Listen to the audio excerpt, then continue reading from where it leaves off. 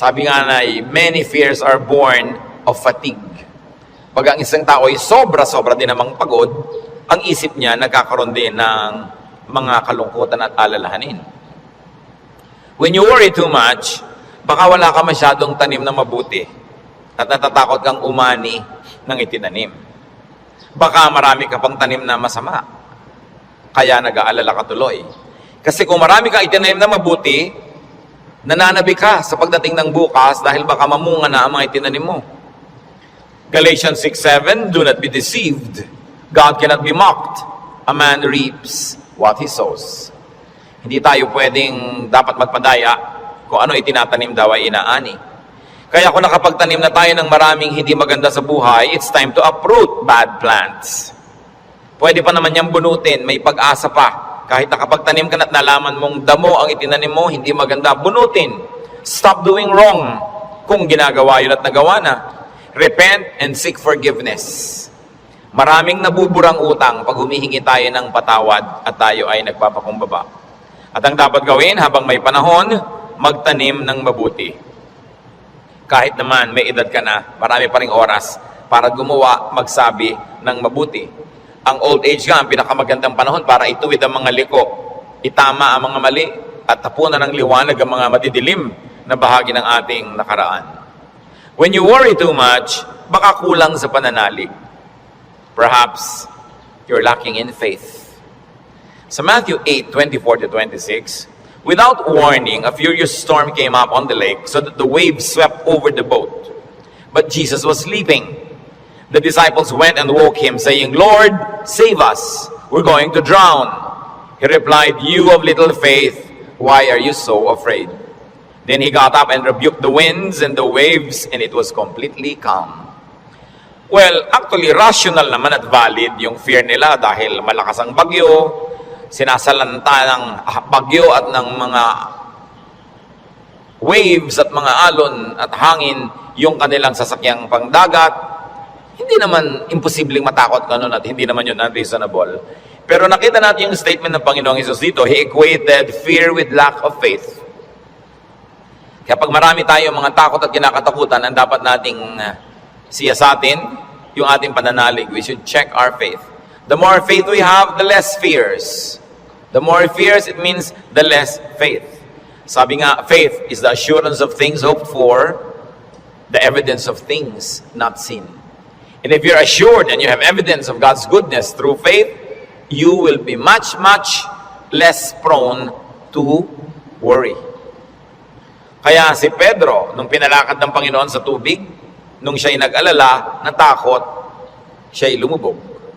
Matthew 14:29-31, come, he said. Then Peter got out of the boat, walked on the water, and came toward Jesus. But when he saw the wind, he was afraid. And beginning to sink, cried out, Lord, save me. Immediately Jesus reached out his hand and caught him. You of little faith, why did you doubt? In both cases, yung lulubog na bangka at lulubog na Pedro, pareho silang sumigaw, Lord, iligtas niyo po ako o iligtas niyo kami. At sila naman ay sinagip ng Panginoon at muling napanatag. So nakikita natin, pwedeng mangyari na mag-alala tayo, pwede tayong malibang na manghina ang pananalig, pero pag nararamdaman na natin yun, na tayo ay tinatalo na ng takot, magpaligtas kay Jesus, manalangin, tumawag, dahil yung example, nakita natin, ang tumatawag sa Panginoon, sinasagip niya. Kaya kung minsan nakakalimot tayong manalig, nakikita mong ninenervyos ka na pala, takot na ang naghahari sa iyong buhay, pangamba, anxiety, even panic, remember Jesus and call upon Him.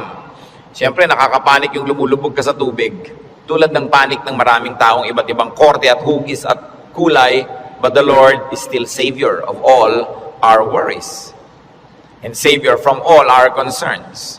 When you worry too much and you think that your faith is a problem, then ask for more faith. Humingi. Kuminsan ang ating mga panalangin parang grocery list, shopping list, hingi nito, hingi nun. Maganda idagdag dyan yung bagay na hindi material. Humingi ka ng karagdagang pananalig, tibay ng pananalig, sapagkat yung taong may tibay ng pananalig, kahit anong bagyo ang dumating, kahit anong warning at signal ang marinig, hindi siya nababagabag. Mag-alala man, konti lang. Hindi siya natatalo at hindi siya nasasakal ng takot. Kaya ang sabi ng mga apostles sa Luke 17:5, increase our faith. Yan ang panalangin nila sa Panginoong Jesus. Sapagkat napatunayang kulang ang pananalig nila, ang diningin nila, dagdagan yon. It is very important for us to practice faith. Habang ito'y pinapractice mo, you put it to use, lalong tumitibay, lalong lumalalim ang ating pananalig. Kung tayo mapag-alala, baka kulang sa kaalaman sa mga pangako at salita ng Diyos. Kung alam kasi natin ang mga pangako at salita ng Diyos, halos lahat ng concern natin covered. And I dare believe every concern is covered. Nung nananalangin itong sa Solomon, sa Panginoong Diyos, masdan natin ang kanyang paggunita sa mga pangako ng Diyos sa langit. 1 Kings 8:25. Now, Lord, God of Israel, keep for your servant David, my father, the promises you made to him when you said, you shall never fail to have a man to sit before me on the throne of Israel. If only your sons are careful in all they do to walk before me as you have done. And now, O God of Israel, let your word that you promised your servant David, my father, come true. Malakas ang loob nitong Solomon na humingi sa Diyos sapagkat alam niya ang pangako ng Diyos sa kanyang tatay na si David. Kaya sabi niya, yung mga ipinangako niyo po sa ama ko, tuparin niyo, O Diyos. At pagka ang Diyos ay nilalapitan natin, na ang daladala natin ay yung pangako niya mismo at salita niya, ay nakakatiyak tayo na yun ay i-honor. Because God will always honor His word. Solomon, knowledgeable of God's promises to his father, claims it. So it's important for us, bago dumating ang worry, bago dumating ang fear, to know, then to claim and apply God's provision. Hindi kung kailan ka na nag-aalala at natatakot, doon ka pa maghahanap at mag-aaral, baka sa kalituhan mo, wala kang makita. Kaya mahalaga, mag-aral na agad. Sa uluhin ng mga salita ng Diyos, at i-quote sa sarili mo, i-quote sa pinoproblema mo, ang mga pangako niya. Bagamat kung hindi mo yung nagawa at may problema ka na, tagahanap ka pa rin, kapakipakinabang pa rin yun. Pero tiyak na kapakipakinabang lalo kung ginagawa natin before the need arises. Psalm 119 verse 50, sa lahat po ng mga nagdurusa, nahihirapan, memoryahin nyo itong verse na to, alalahanin, gunitain, anumang wika. My comfort in my suffering is this: your promise preserves my life. 5 very big words here. Suffering. Namnamin natin ang Psalm 19:50, sabi, my comfort is my suffering. So unang-una, suffering. Pagka atin pong inalala yan, there is suffering. We all go through suffering. Pero sabi niya, my comfort in my suffering. Bawat suffering, bawat pagdurusa, may kakambal na ginhawa. May kakambal na pampalubag loob, pampalakas ng loob. Sa niya, my comfort in my suffering is this: your promise preserves my life. So, ang pangako ng Diyos, ang ginhawa ng mga nahihirapan, at ang salita ng Diyos ang nagpapalawig, nagpapahaba ng buhay ng tao. Kaya napakahalaga na alam niya ang mga pangako ng Diyos. Kung alam natin ang mga dealings ng Panginoon sa mga taong ang buhay ay nasa Biblia, nakita natin ang mga pinayagan ng Panginoon na hirap, at kung paano sa kahalos kaduluduluhan biglang darating ang rescue, biglang darating ang tulong, dahil mayroong dahilan ng Diyos. At ngayon, hindi lang nailigtas yung mga tao na yon, nagiging huwaran pa natin na maging tularan natin sila, ang kanilang pananalig at ang kanilang pagkapit sa Diyos, lalo't lalo may mamabigat na mga suliranin. Psalm 119, 116, sustain me according to your promise, and I will live. Do not let my hopes be dashed.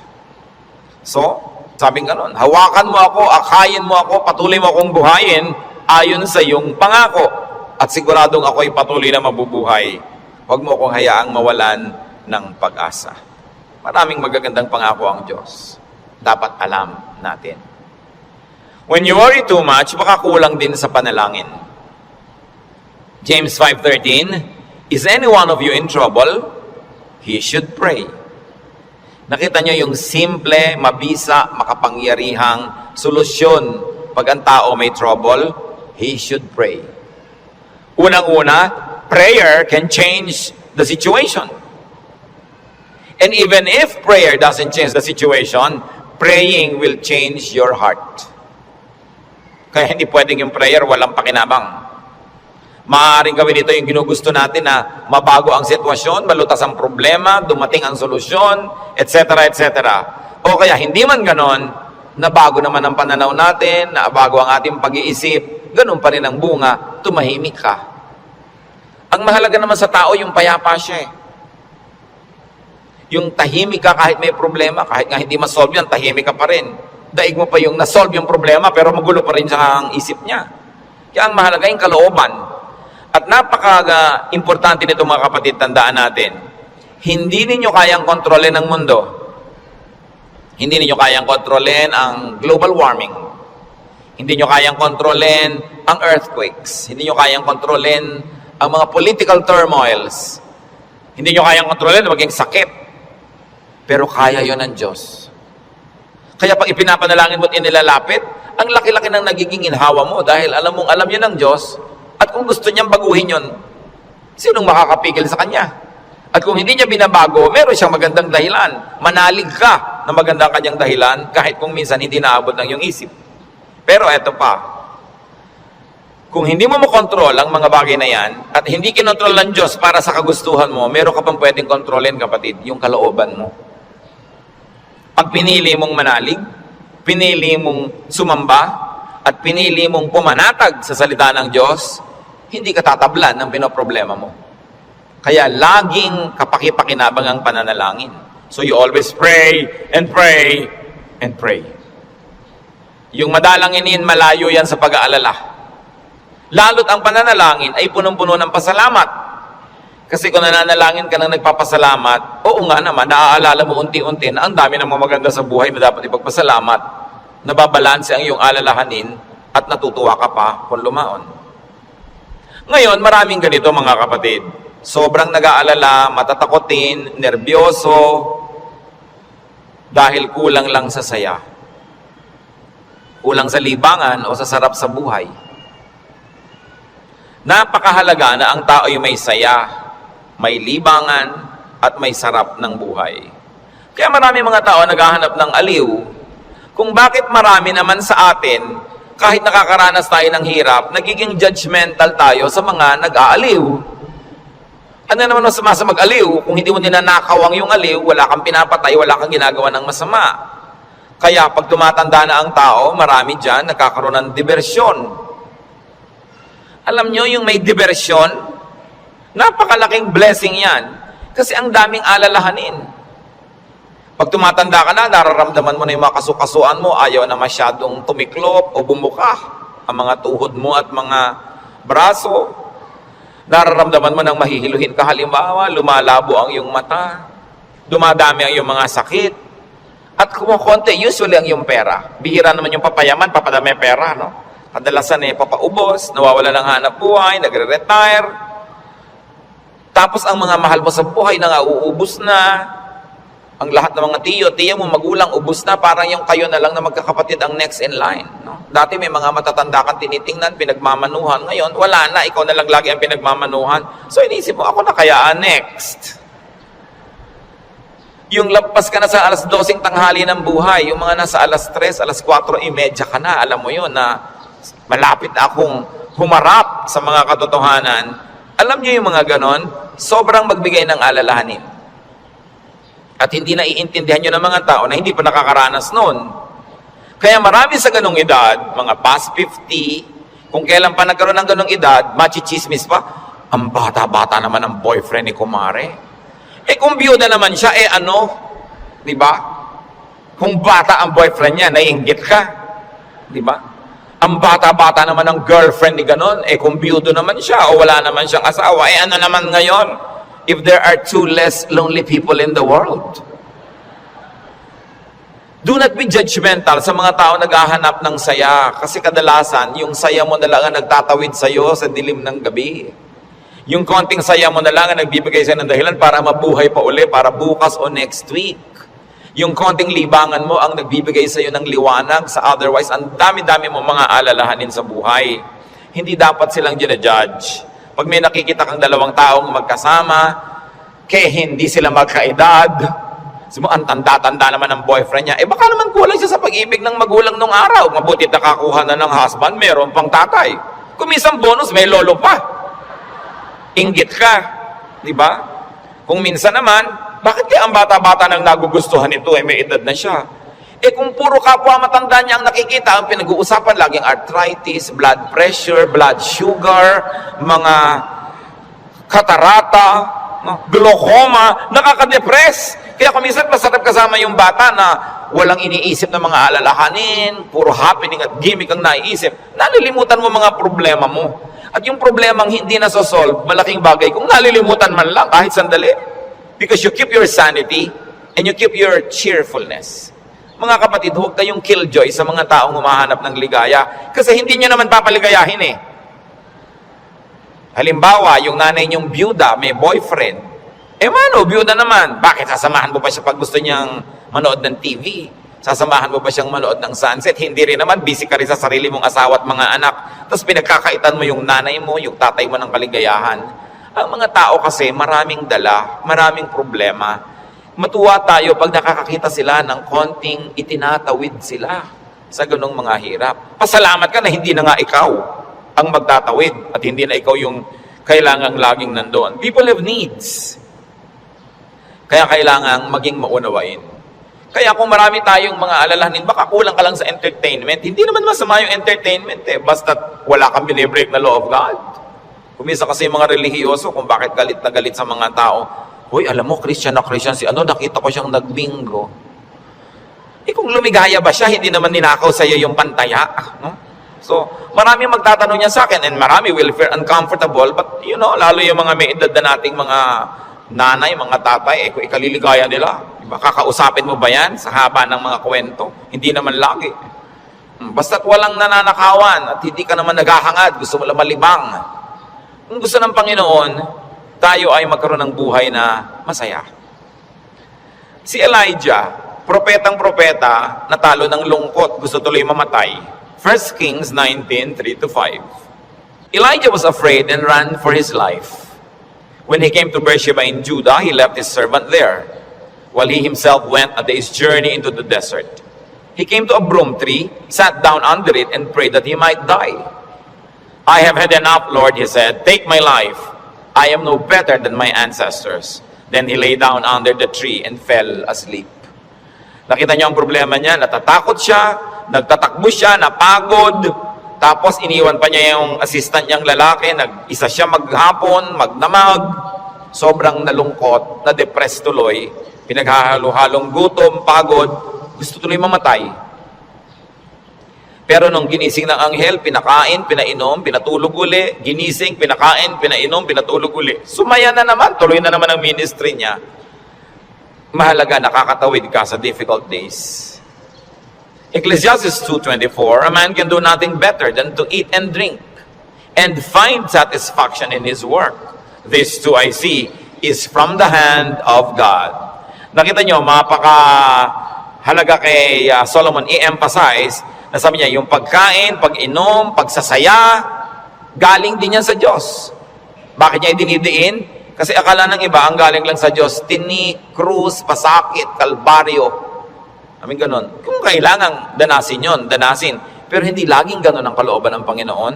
Gusto niya tayo na mag-enjoy. At sinabi, to find satisfaction in all His work.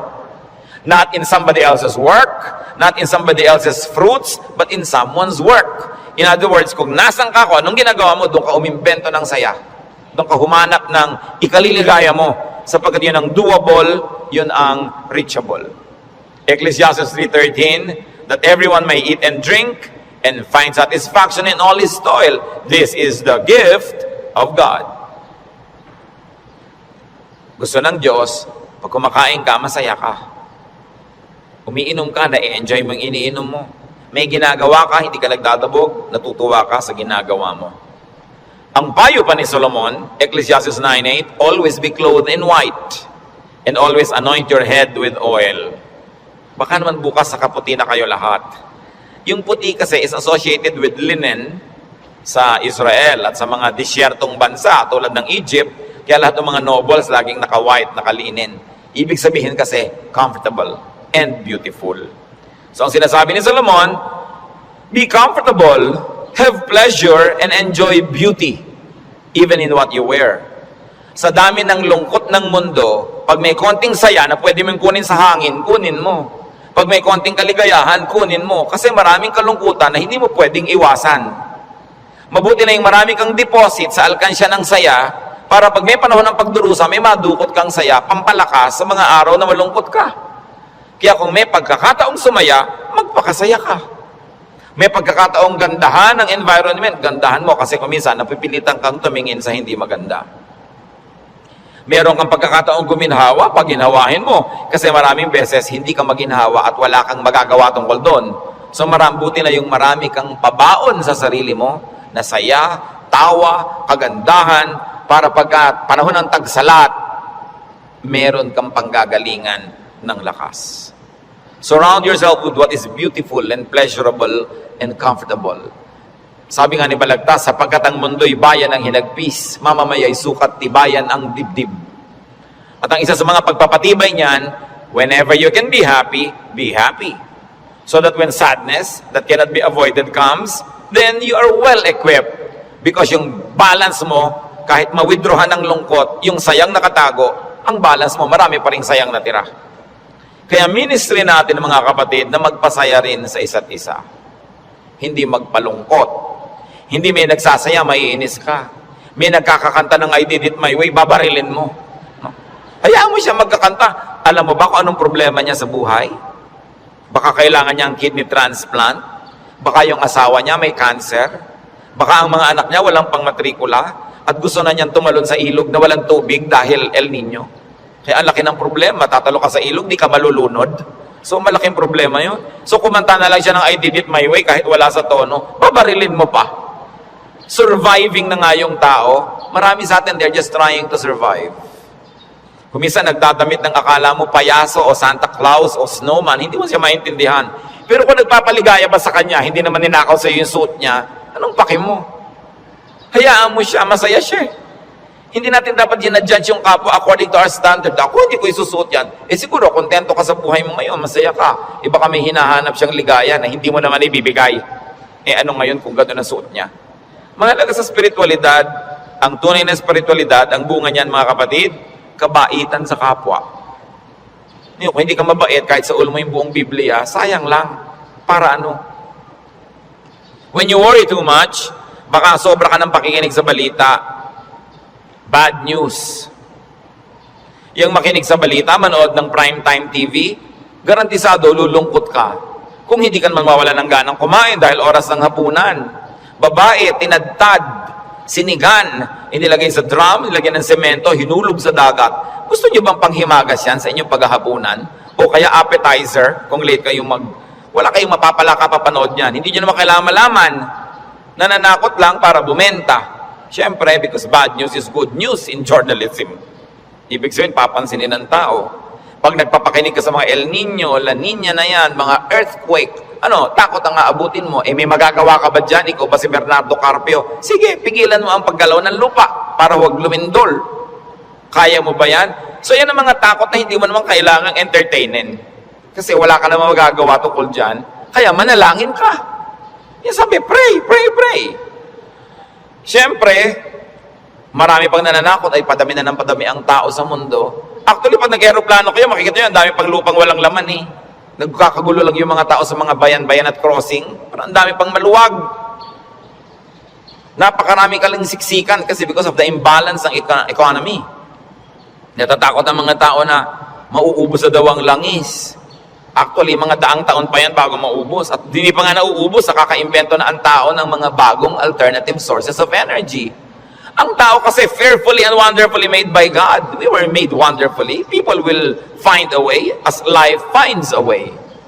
Sabi niyo ba, papangit na ang buhay? Hindi totoo yun. Tingnan nyo lang ang cellphone na hawak nyo o nasa bag nyo, malalaman nyo umasenso ang buhay.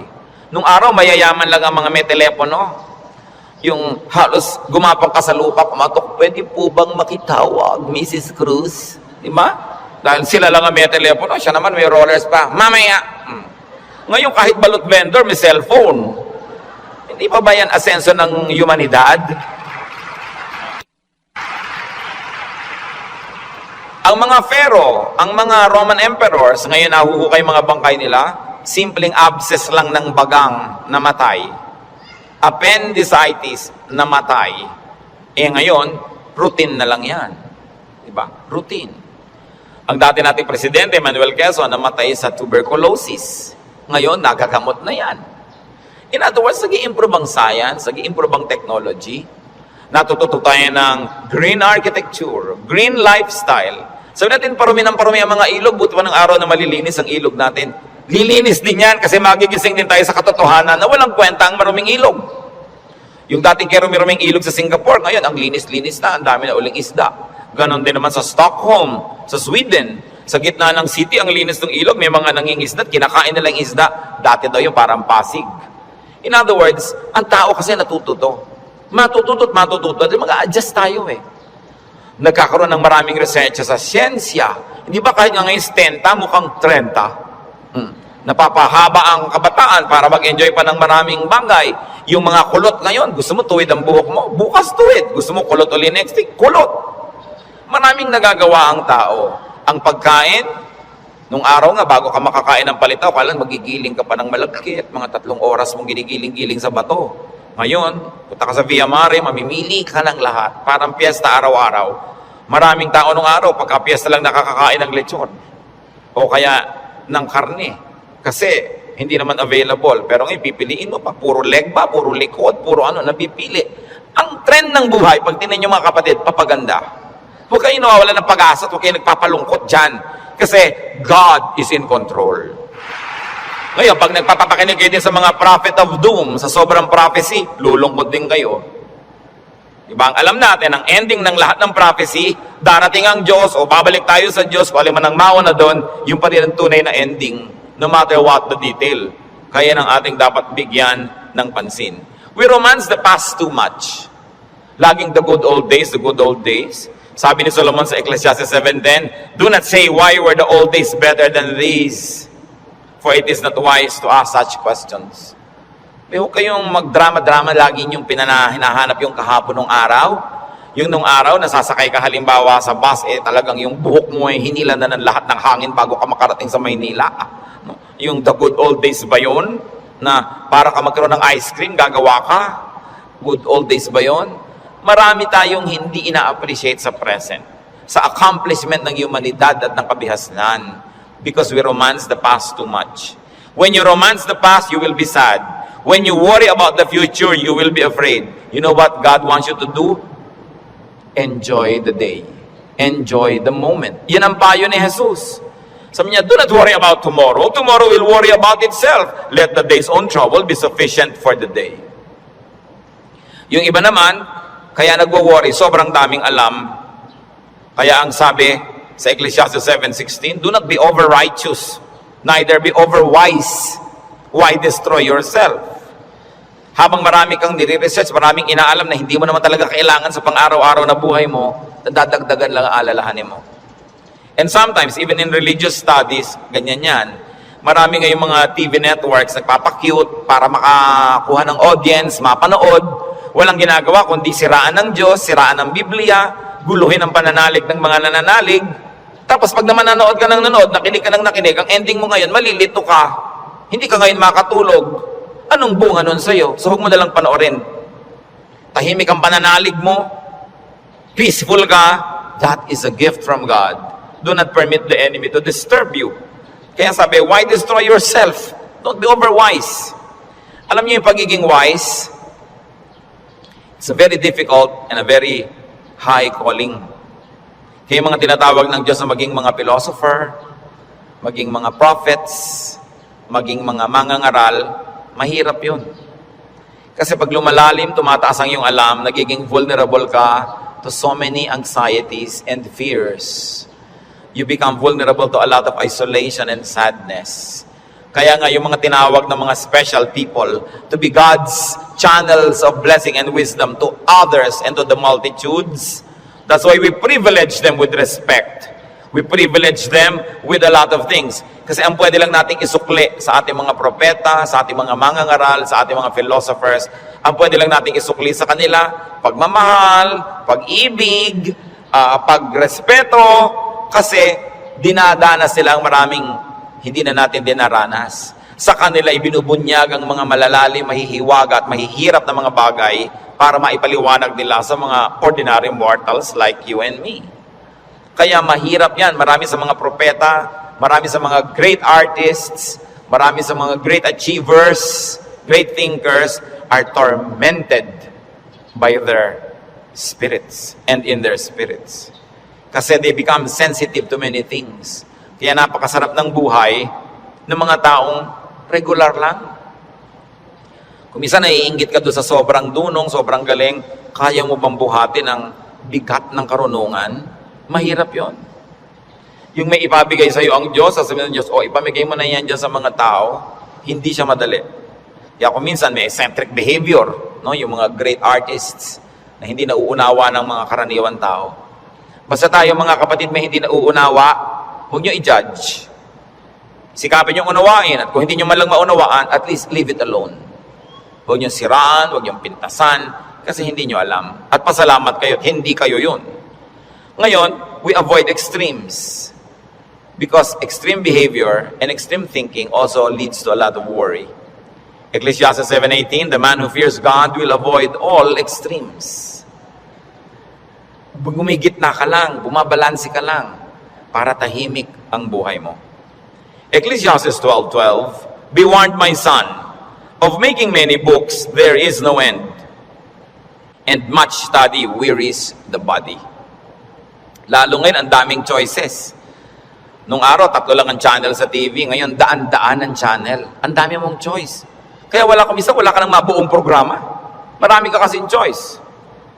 Nung araw, pagkahapon, basta mga aninong gumagalaw, yun lang ang mapapanood mo. Mga lumang pelikula. Wala ka ng maraming choice. Kuminsan, tahimik pa yun eh. Umorder ka sa restaurant ng tea. Nung araw, pag umorder ka ng cha, itong cha. Ano pong tea? Ang daming tea. Alam niyo, mamahit 100 yung papapiliin sa inong waitress. Pagkatapos papapiliin ka pa kung hot o cold. Tapos papipiliin ka pa kung natural o ganito. May sugar o without. Pag may sugar, natural sugar, coco sugar. Ang dami pang sugar. Huwag na nga, tubig na lang. Ang daming choices ng pati ng soft drinks. Gumugulo tuloy. Bakit natin ito binabanggit? Mga kapatid, kung tahimik na ang inyong kalooban sa pananalig niyo sa Panginoon, huwag niyo nang guluhin ng kung ano-ano pa mga ideya. Walang mapapala. Ang kaluluwang palipat-lipat, papalit-palit. Sabi ni Solomon, tigilan niyo na yung kababasa sobra. Sabi ko noon, mapapagod ka lang, matutuyo ang iyong lakas. Sabi ko noon, hindi ba tatapos yan? Ang ending din naman, haharap ka sa Diyos eh. Kaya kung tahimik ka na, payapa, huwag ka nang pagulo pa. That's why prophets and philosophers and thinkers and teachers are burdened. And the only thing we can give them is to privilege them with respect. Sabi sa Ecclesiastes 5:12, the sleep of a laborer is sweet. Read laborer as simple man. No? Yung unscholarly man, sabi ko noon, mas madaling sumaya pag mababaw ka. So huwag mo nang masyadong laliman. Kasi baka walang humukay, para kang nagtago na wala naghanap, lalabas ka rin, mahirap. Pag may mga mababaw dyan, so, ang saya naman nila, mabuti pa sila. No? Yung konting, ay hangin, hangin lang, tumatawa. Kesa naman ang tali-talino mo, wala na makapagpatawa sa'yo, mas mahirap yun. No? When you worry too much, baka kulang ka lang sa food or drink or chemical balance, tulad ng pinag-usapan natin nun. Kaya, yung propeta, pinakain ang anghel sa 1 Kings 19:7-9, at guminhawa na siya nung siya kumain at nakainom.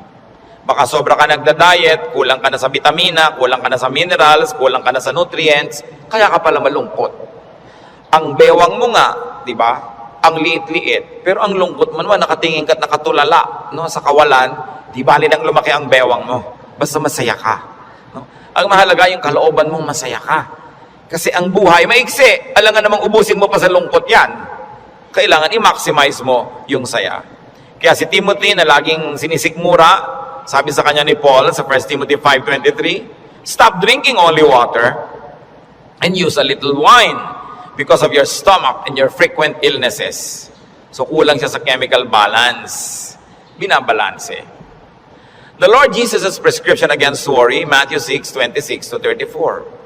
Sabi niya, look at the birds of the air. They do not sow or reap or store away in barns, and yet your heavenly Father feeds them. Are you not much more valuable than they? Who of you by worrying can add a single hour to his life? So, bakit ka nag-aalala? Kita mo yung mga ibon, hindi naman yan nag-agriculture, pero pinapakain, buhay din yan. Mas mahalaga ka kaysa ibon. Kaya ang unahin mo, manalangin, lumapit sa Diyos, manalig. Tapos marami ka pang ibang alalahanin, etc., etc.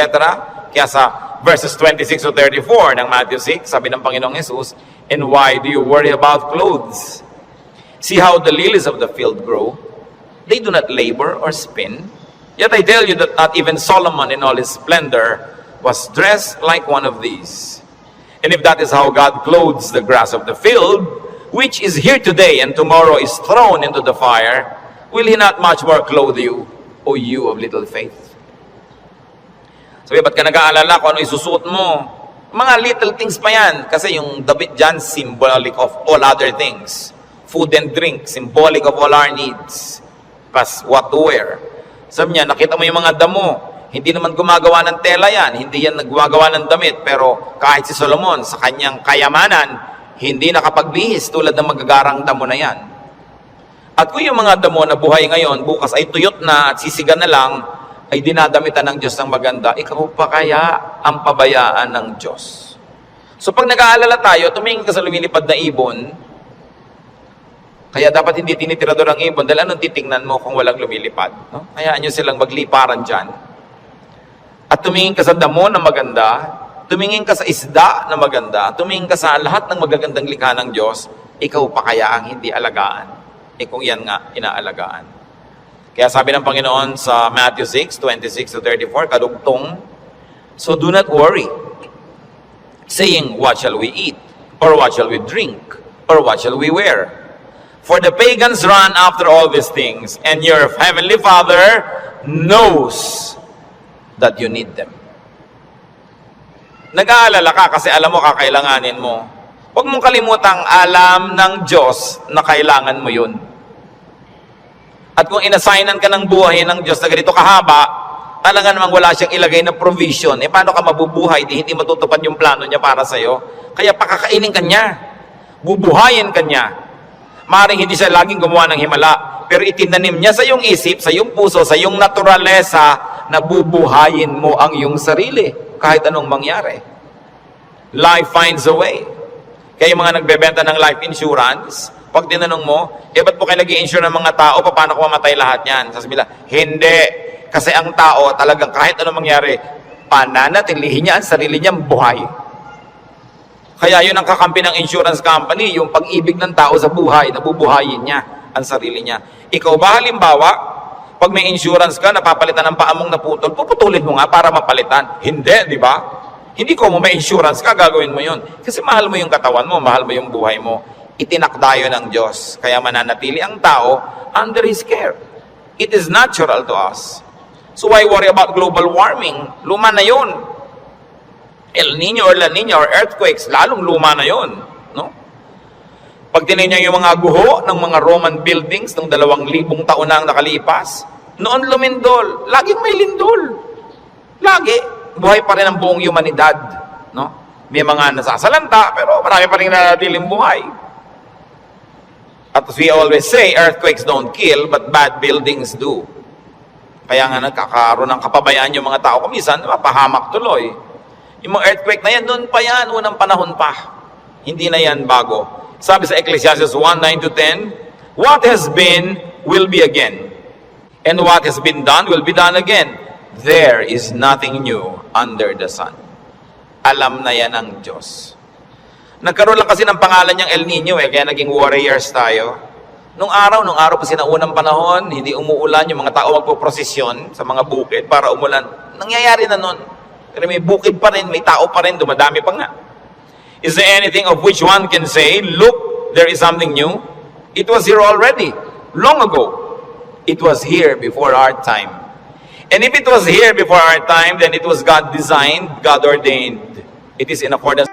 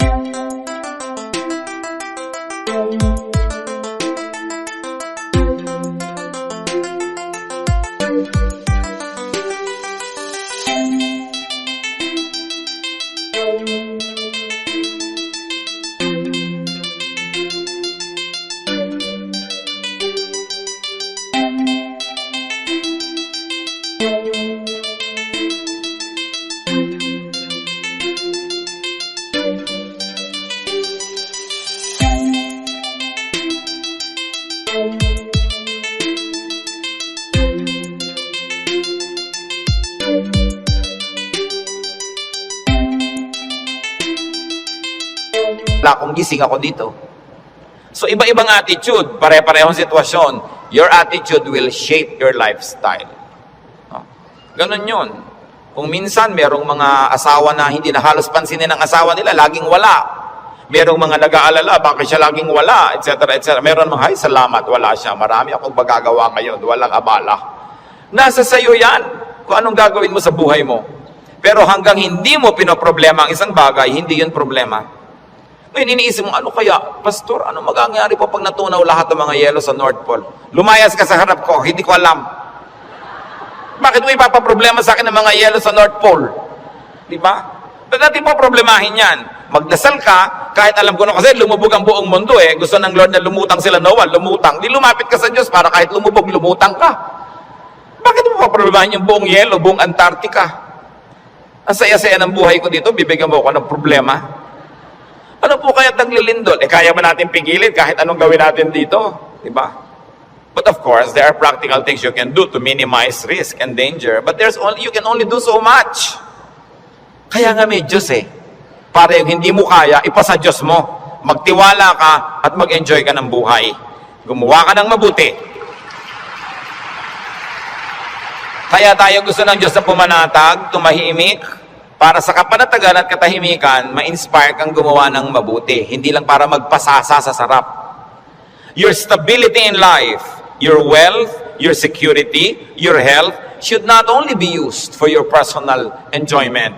It must become the springboard for much nobler missions in life.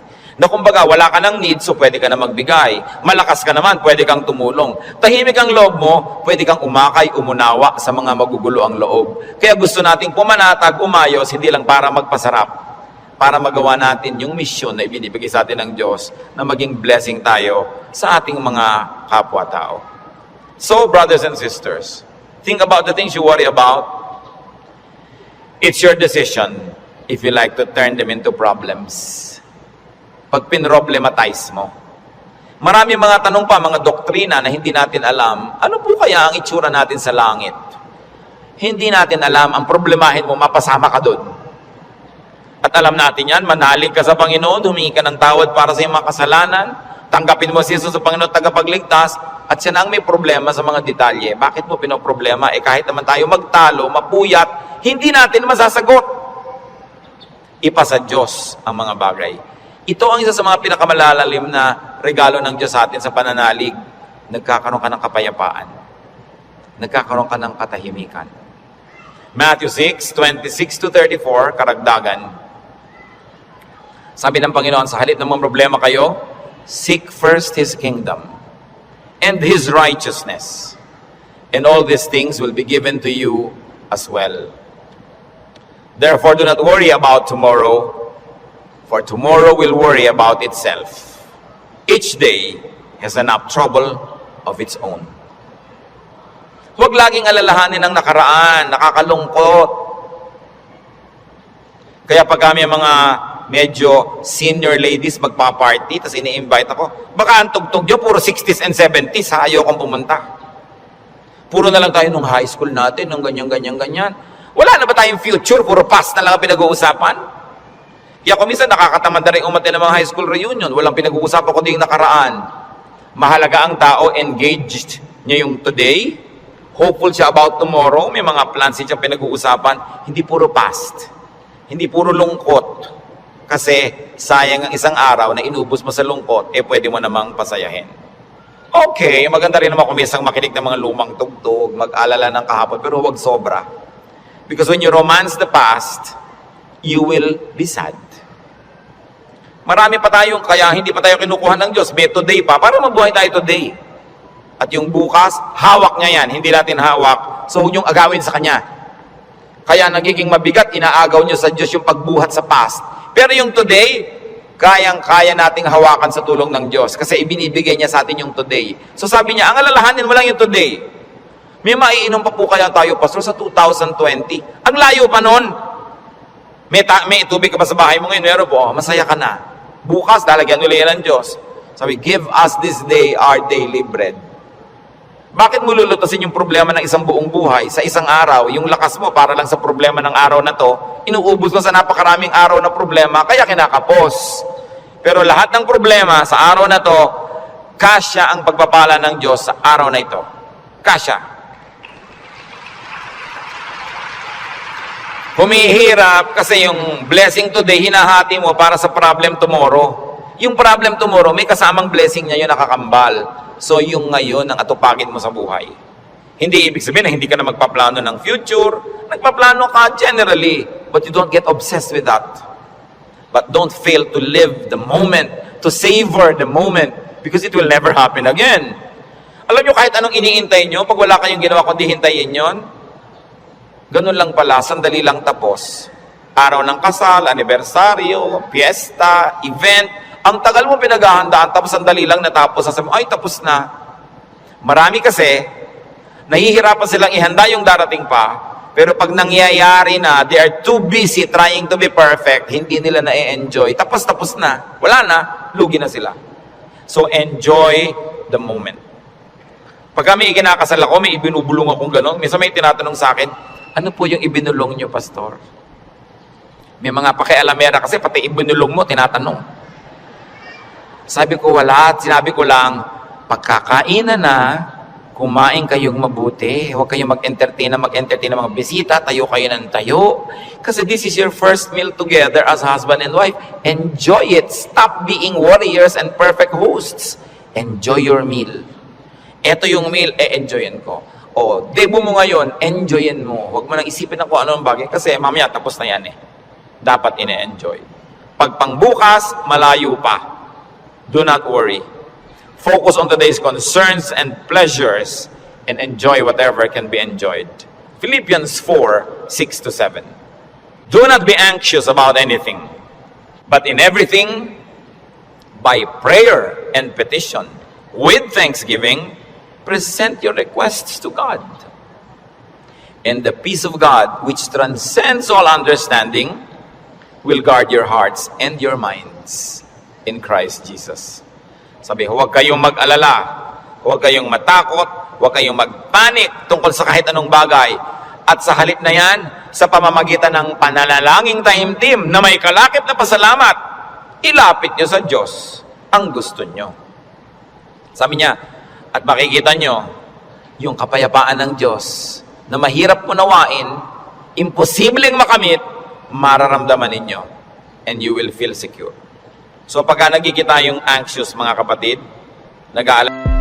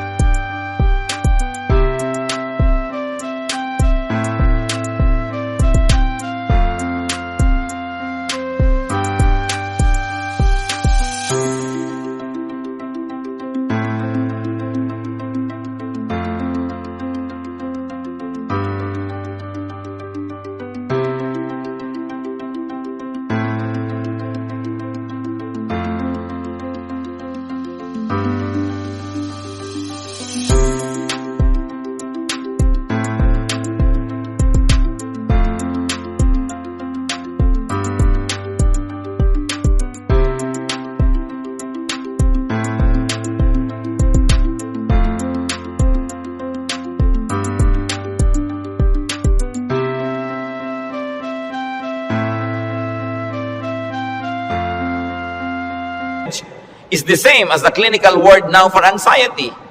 Yung halos masiraan ka ng bait sa pag-aalala, sa takot, sa panic, sa nervyos. Sabi, iwagwag mo yan, tanggalin mo yan. Hindi yan bagay sa mga anak ng Diyos. Do what it takes para matanggal yan. Kaya yung mga sinabi natin, maghanap ka ng ligaya, manalangin ka, get busy, alisin mo ang dapat mong alisin, palitan mo ang iyong mga pag-alala ng panalangin, ng kapayapaan, ng pananalig. Bakit? 1 John 4:3, the one who is in you is greater than the one who is in the world. God who lives in you is greater than the spirit that scares you. Kaya napakahalaga na isipin yan, yes, I am a winner because Jesus Christ is a winner. Matthew 10:29-31, sabi ng Panginoon, are not 2 sparrows sold for a penny? Yet not one of them will fall to the ground apart from the will of your Father. And even the very hairs of your head are all numbered. So don't be afraid. You are worth more than many sparrows. Yung maliliit na ibon sa Israel, ang mura-mura, dalawa nun, isang pera